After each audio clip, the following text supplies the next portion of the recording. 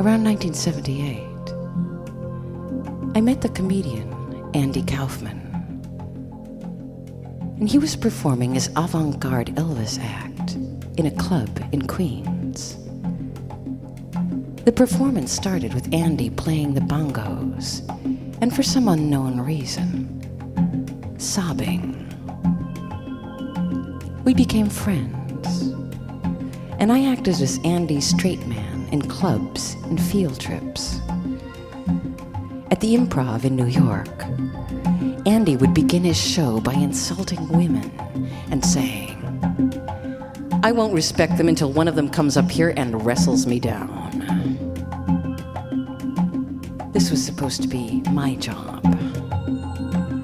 I sat in the club drinking whiskeys, trying to get up the nerve. In the meantime, I was also supposed to be heckling him. And after 3 whiskeys, I managed to get pretty abusive. Wrestling him down, though, was really hard because Andy really fought. On our field trips, we would go to Coney Island to try out some of Andy's theories on cutting-edge comedy.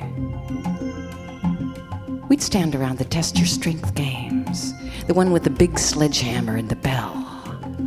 And Andy would make fun of all the guys who were swinging away. And I was supposed to beg him for one of the huge stuffed bunnies. "Oh, Andy, honey, please get me a bunny. Please, please." Finally, Andy would step up to the big thermometer and take a swing. The indicator would rise a few inches, and "try again, weakling" would flash. At this point, Andy would start yelling that the game was rigged and demanding to see the manager. We also went on the Roto Whirl, the ride that plasters everyone against the walls of a spinning cylinder and stretches their bodies into Dopplered blobs. Before the ride actually starts, there are a couple of awkward minutes while the attendant checks the motor and the riders, bound hand and foot, stare at each other. This was the moment that Andy seized. He would start by looking around in a panic, and then he would start to cry. "I don't want to be on this ride. I've changed my mind. We're all gonna die." The other riders would look around self-consciously. Should they help? He would then begin to sob uncontrollably. I loved Andy. He would come over to my house and read from a novel he was writing. He would read all night. I don't know if any of this book was ever even published. Now, I've never been one to hope that Elvis is still hanging around somewhere, hiding. But I will probably always expect to see Andy reappear someday.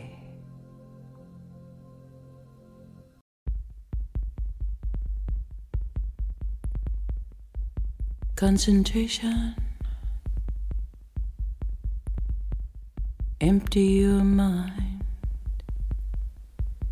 Let the rest of the world go by.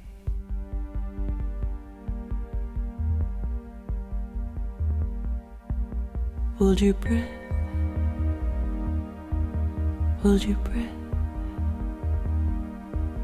Close your eyes.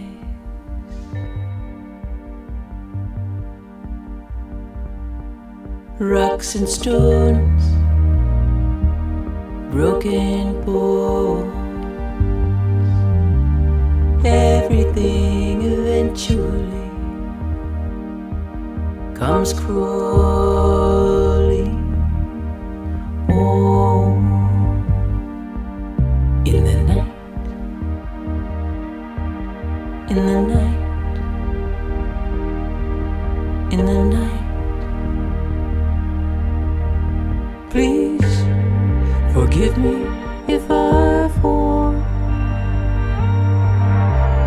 sure of your mark, but there are things still buried in my heart box, heart box, heart box, then vanish, then vanish.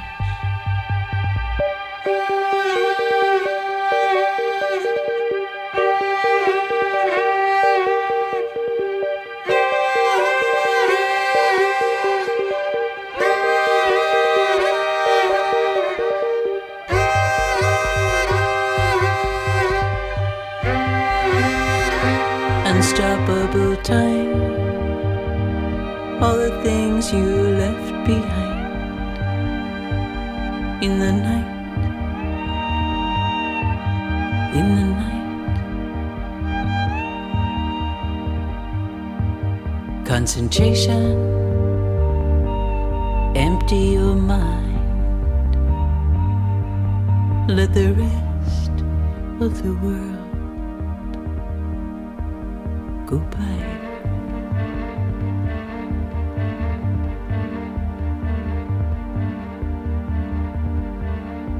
And when the tears fall from both my eyes, they fall from my right eye, because I love you. And they fall from my left eye, 'cause I cannot bear you.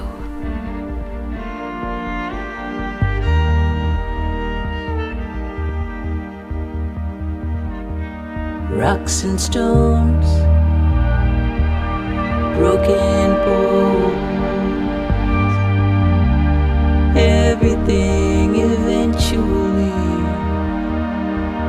comes crawling home in the night, in the night, comes crawling in the night, comes crawling in the night, comes crawling in the night. In the night, comes crawling in the night, comes crawling in the night, comes crawling in the night, in the night, comes crawling in the night, comes crawling in the night.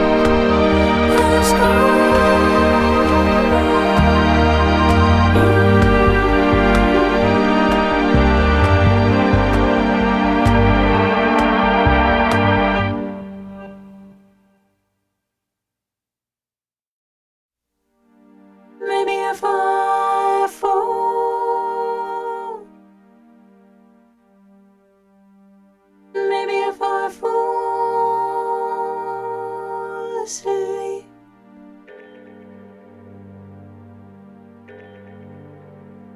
there'll be a party there.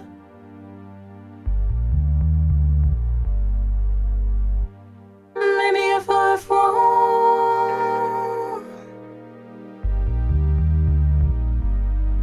maybe if I fall,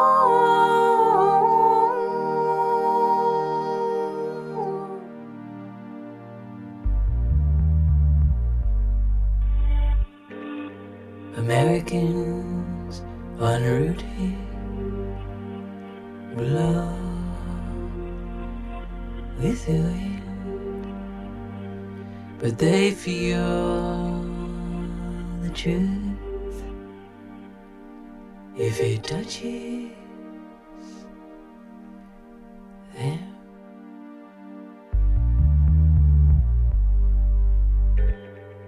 Maybe if I fall,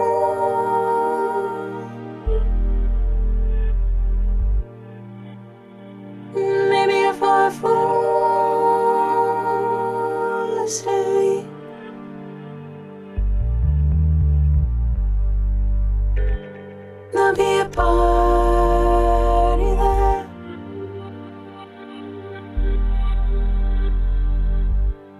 Maybe a 5-4.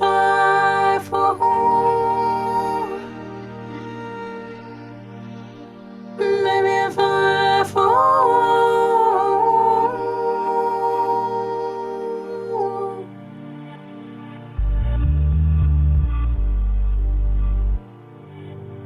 Americans en route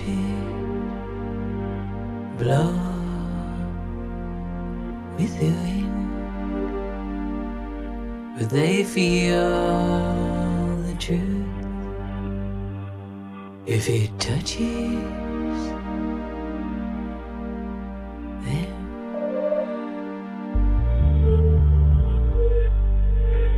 Maybe a 5-4.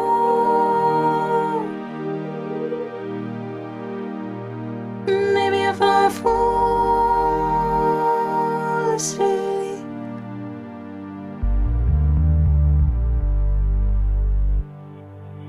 if I fall.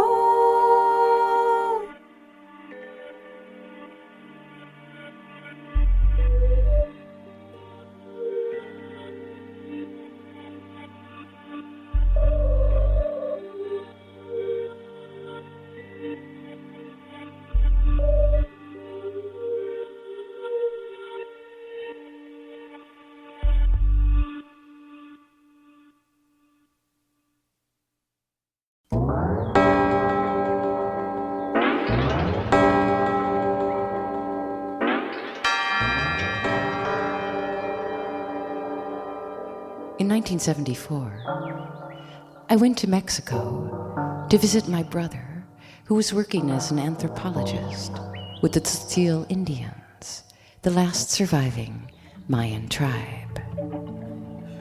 Now, the Tzotzil speak a lovely bird-like language and are quite tiny physically. I towered over them. Mostly, I spent my days following the women around, since my brother wasn't really allowed to do this.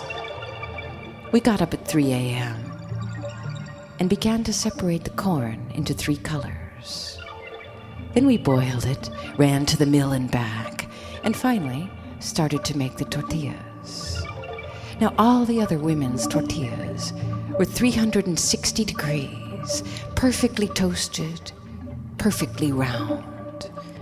And even after a lot of practice, mine were still lopsided and charred.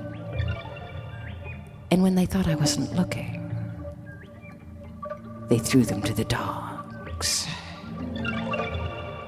After breakfast, we spent the rest of the day down at the river, watching the goats and braiding and unbraiding each other's hair.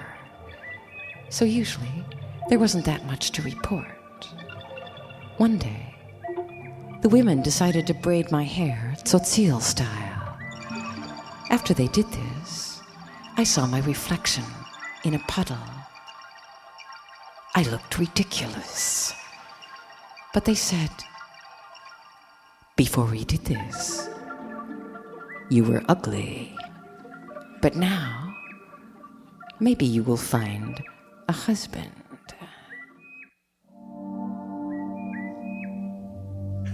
I lived with them in a yurt, a thatched structure shaped like a cupcake.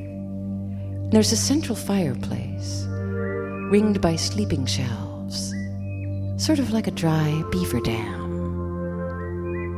Now, my tzotzil name was Losha, which loosely translated means the ugly one with the jewels. Now, ugly, okay. I was awfully tall by local standards. But what do they mean by the jewels? I didn't find out what this meant until one night when I was taking my contact lenses out. And since I'd lost the case, I was carefully placing them on the sleeping shelf. Suddenly, I noticed that everyone was staring at me, and I realized realized that none of the tzotzil had ever seen glasses, much less contacts, and that these were the jewels. The transparent, perfectly round jewels that I carefully hid on the shelf at night and then put, for safekeeping, into my eyes every morning. So I may have been ugly, but so what? I had the jewels.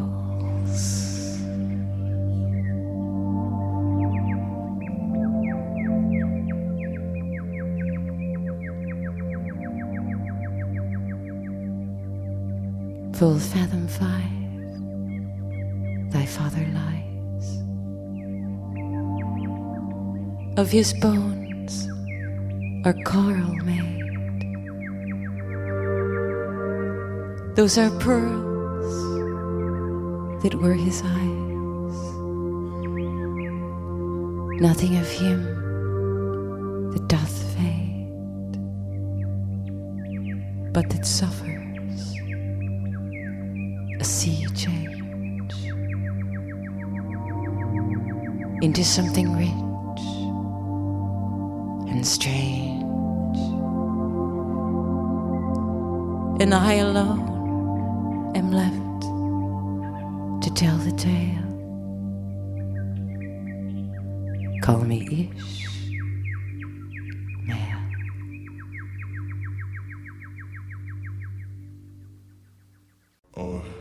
Last year, I was on a twin-engine plane coming from Milwaukee to New York City, and just over LaGuardia, one of the engines conked out, and we started to drop straight down, flipping over and over.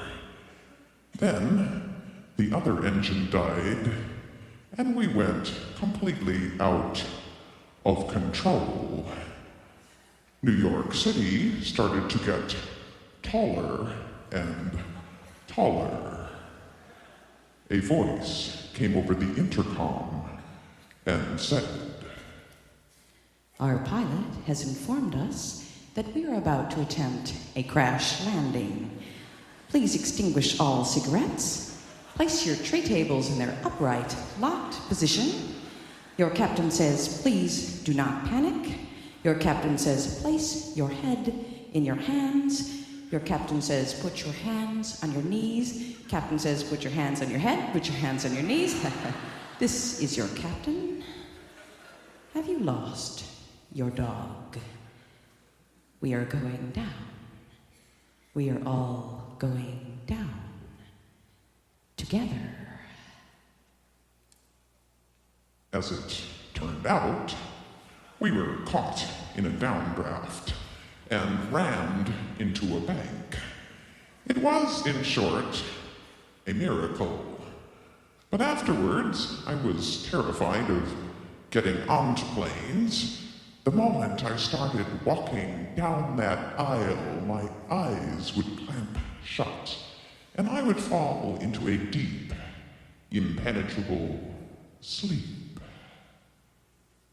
You don't want to see this. You don't want to be here.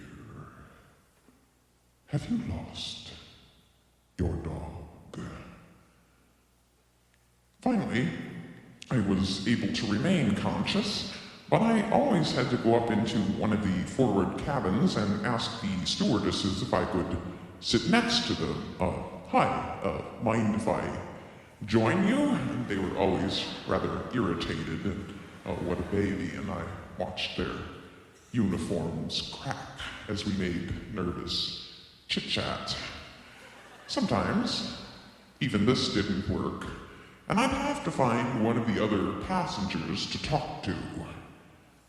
You can spot these people immediately. There's one on every flight. Someone who's really on your wavelength. I was on a flight from LA when I spotted one of them, sitting across the aisle. A girl, about 14, and she had this stuffed rabbit set up on her tray table, and she kept arranging and rearranging the rabbit and kind of waving to it. Hi. Hi there. And I decided, this is the one I want to sit next to. So I sat down and we started to talk, and suddenly I realized she was speaking an entirely different language. Computerese, a kind of a high-tech lingo. Everything was circuitry, electronics, switching. If she didn't understand something, it just didn't scan. We talked mostly about her boyfriend, and this guy was never in a bad mood. He was in a bad mode. Mody kind of a guy. And the romance was apparently kind of rocky, and she kept saying, man, you know, like, oh man, it's so digital. And she just meant the relationship was on again, off again. Always two things, switching. Current runs through bodies, and then it doesn't. It was a language of sounds, of noise, of switching. It was the language of the rabbit, the caribou, the penguin, the beaver. A language of the past. Current runs through bodies, and then it doesn't. On again, off again. Always two things switching. One thing instantly replacing another. It was the language of the future. Put your knees up to your chins. Have you lost your dog? Put your hands over your eyes. Jump out of the plane. There is no pilot. You are not alone. This is the language of the on-again, off-again future. And it is digital.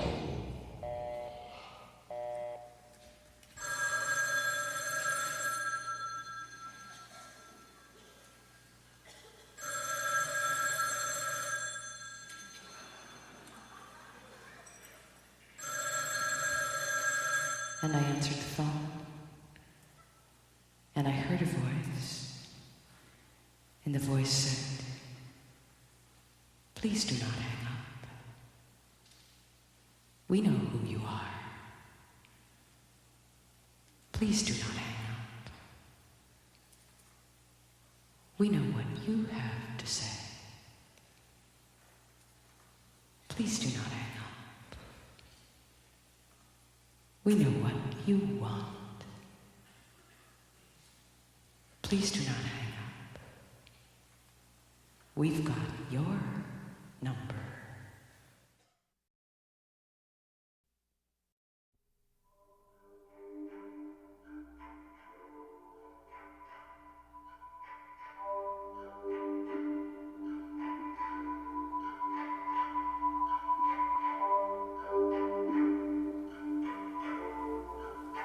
I wanted you.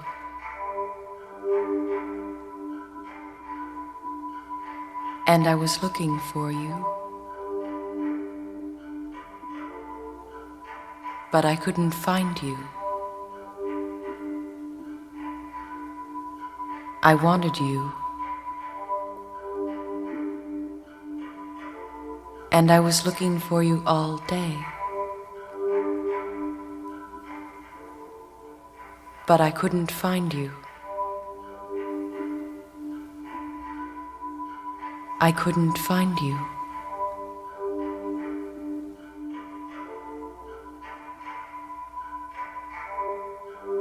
You're walking, and you don't always realize it, but you're always falling. With each step, you fall forward slightly, and then catch yourself from falling. Over and over, you're falling, and then catching yourself from falling.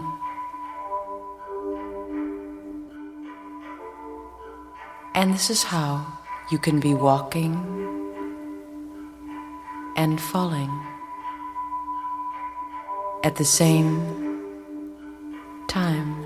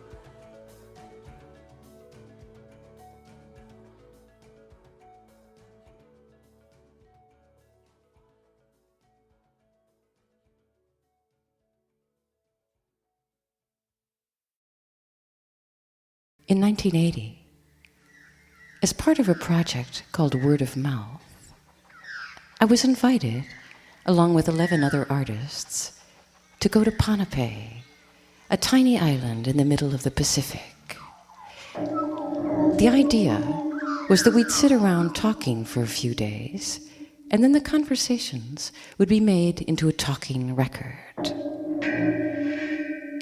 The first night, we were all really jet-lagged. But as soon as we sat down, the organizers set up all these mics and switched on 1,000-watt light bulbs. And we tried our best to seem as intelligent as possible.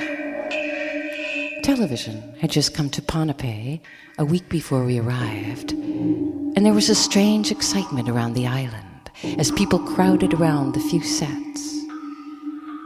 Then the day after we arrived, in a bizarre replay of the first TV show ever broadcast to Ponape, prisoners escaped from a jail, broke into the radio station, and murdered the DJ. Then they went off on a rampage through the jungle, armed with lawnmower blades. In all, 4 people were murdered in cold blood. Detectives, flown in from Guam to investigate, swarmed everywhere. At night, we stayed around in our cottages, listening out into the jungle. Finally, the local chief decided to hold a ceremony for the murder victims.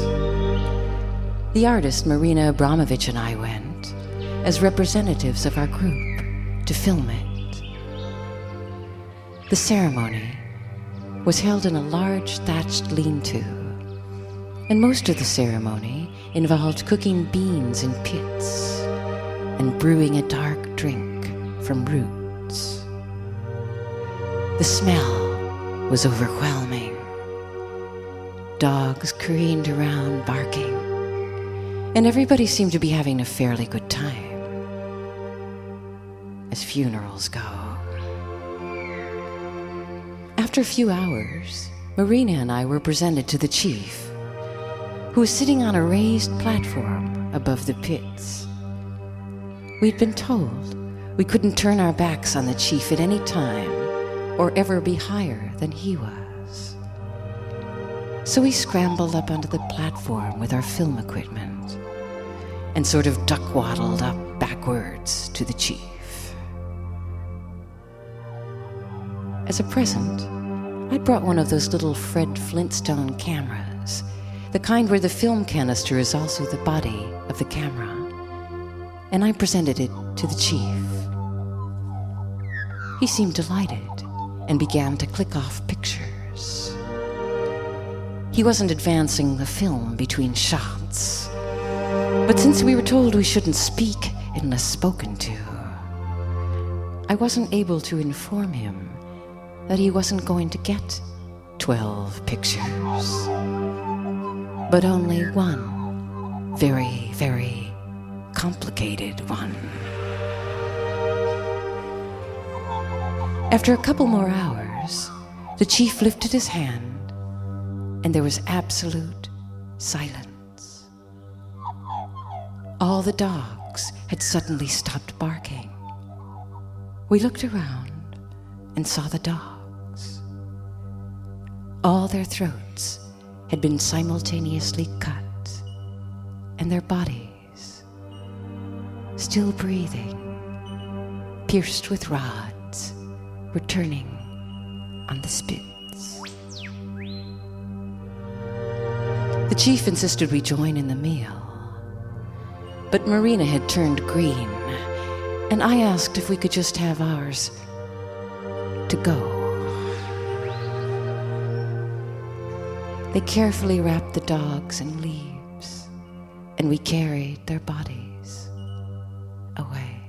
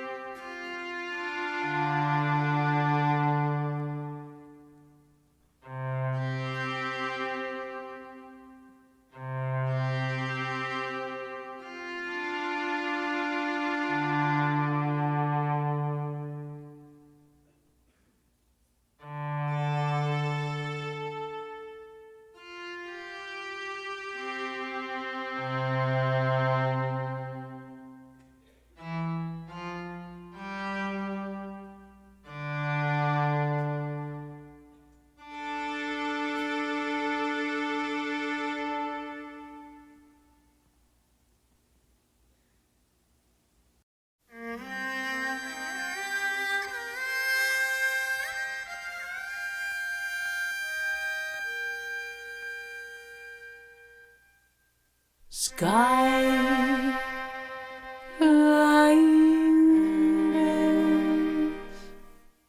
flying over cities, flying over mountains.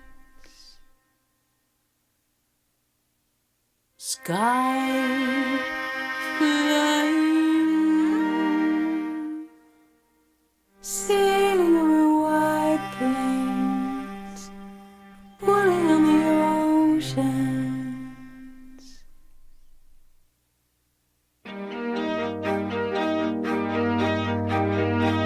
Snow flies around, snow flies around, snow flies around. It's falling on the circus, falling on the circus. Snow flies around, snow flies around, snow flies around. It's falling on my little hometown, falling on my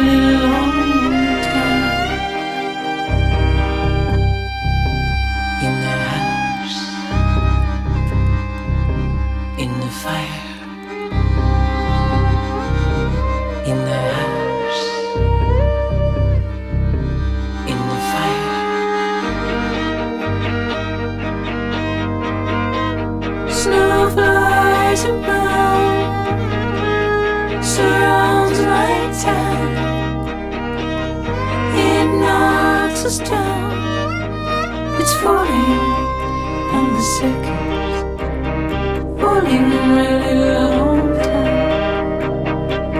Starflies around, it knocks us down, surrounds my town. It's falling, and the seconds, it's falling in my little hometown.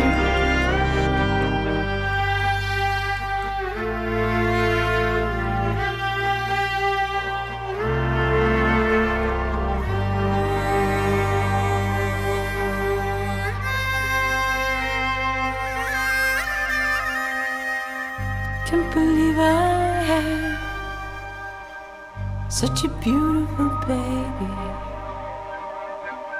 Can't believe I had such a wonderful life. Can't believe I had such a beautiful body. Can't believe I had such power and fear and strife.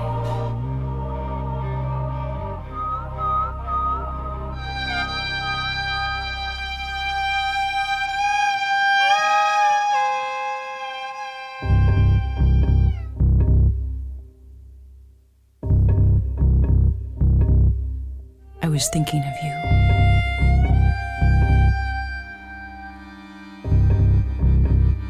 And I was thinking of you. And I was thinking of you. And then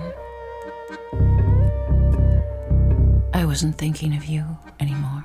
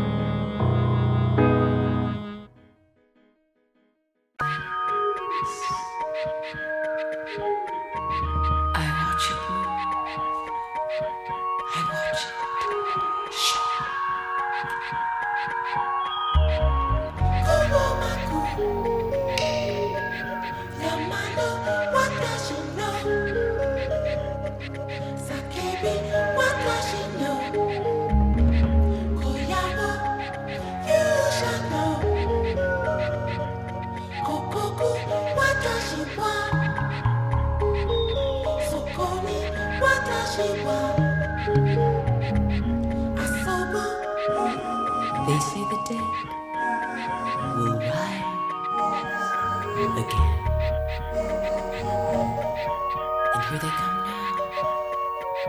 Strange animals out of the ice age. And they stare here, dumbfounded, like big mistakes. And we say, keep cool. Maybe if we pretend this never happened, they'll all just go away.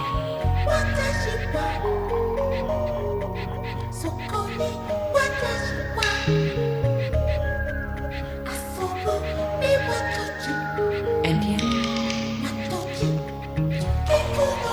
we could all be wrong. Wouldn't be the first time.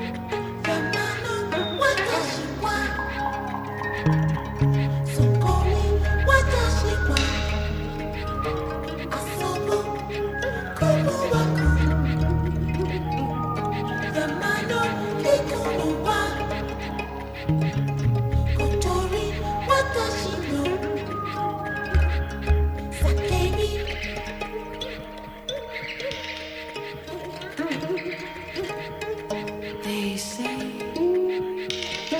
the world is small now. Small world. They say that man is taller now.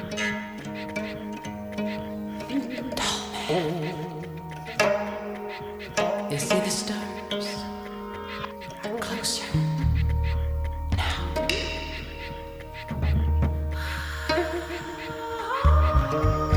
Thank you,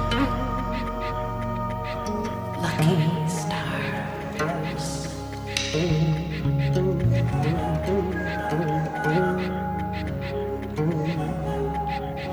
You come very briefly to this place.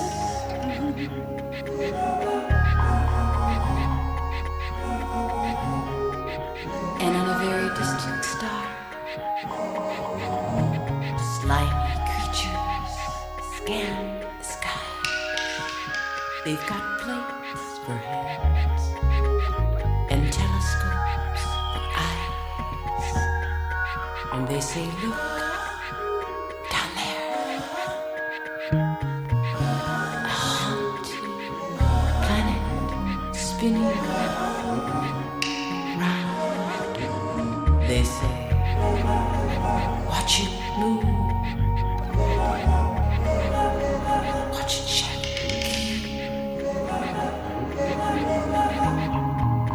watch it turn and shake.